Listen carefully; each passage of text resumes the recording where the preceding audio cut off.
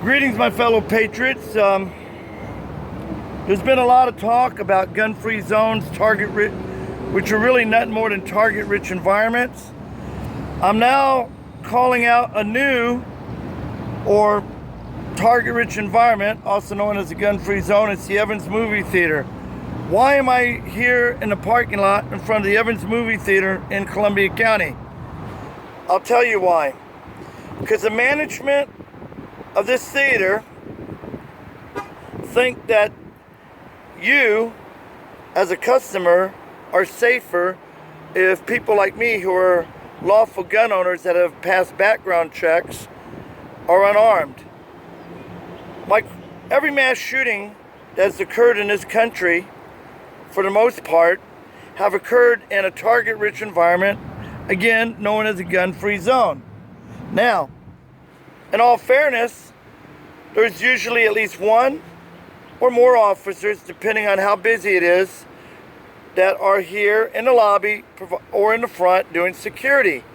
However, it is to be noted there's multiple theaters inside, and they can't be in all the theaters at once. So they are doing the same thing over and over again, expecting a different result. That being that by continuing to have uniformed officers, it's going to continue to ensure the safety. No, people, while I do respect the police, the officer here is merely window dressing. It makes you feel good that you're safe. No, the answers to places like this and other theaters and places in this country is not to disarm the citizen, but to arm the citizen. Our founders said every man ought to be armed. People, you can look at the areas of this country, like in my state, Kennesaw, Georgia, which has very low crime rate in the state, lower than any, and it's a suburb of Atlanta, lower than almost any area in the country because of the higher population of gun owners. I want to point out the areas that have more gun-free zones and the cities that are gun-free cities for the most part, Chicago, Detroit, and DC, have the highest murder rates. Disarming the private citizen does not increase public safety. Quite the opposite. Quite the opposite. Let me ask you, how well did it work in Paris, France? Not very well, did it? How well did it work in Fort Hood when the military aren't even able to carry guns on the base? Along with other mass shootings.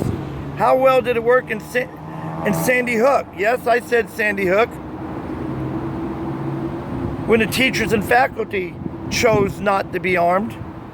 The blood of the mass shootings in this country is of course on the hands of the perpetrator, but the blood is also on the hands of people like you, Mr. Obama, you terrorists in the White House, and yes, you nappy-headed hoe Loretta Lynch that continues to embrace the real threats to America, Black Lives Matter. You know, the ones flipping over police cars. You know, the ones calling for bombing nurseries. You know, the ones that call for the death of Donald Trump. Tell me anybody, when's the last time a member of the NRA, like myself, was involved in a mass shooting? It's never happened, nor will it happen. Again, Evans Cinemas, Columbia County, is a target-rich environment, a gun-free zone. I am now choosing not to come here anymore because I refuse to be a sitting duck, because I refuse to be a fish in a bowl. People, you need to consider doing the same. It's time to boycott businesses. And if you do choose to come into the theater, even though they don't like you open carrying, concealed carry. It's not against the law in the state of Georgia to carry a concealed weapon into a business that has it clearly marked no guns. The worst that can happen legally is they can ask you to leave. And if you refuse to leave, you'll be charged with criminal trespass. That law was signed into law last year on July 1st. So again, people, if you are going to go into a target-rich environment, don't open carry. Conceal your gun. Get a small handgun that can fit in your pocket and carry it in and defy them anyway. Again, this is Jim calling out a target-rich environment known as a gun-free zone. And look at all this. Children here. Look, people. The police here are just window dressing. They are just window dressing.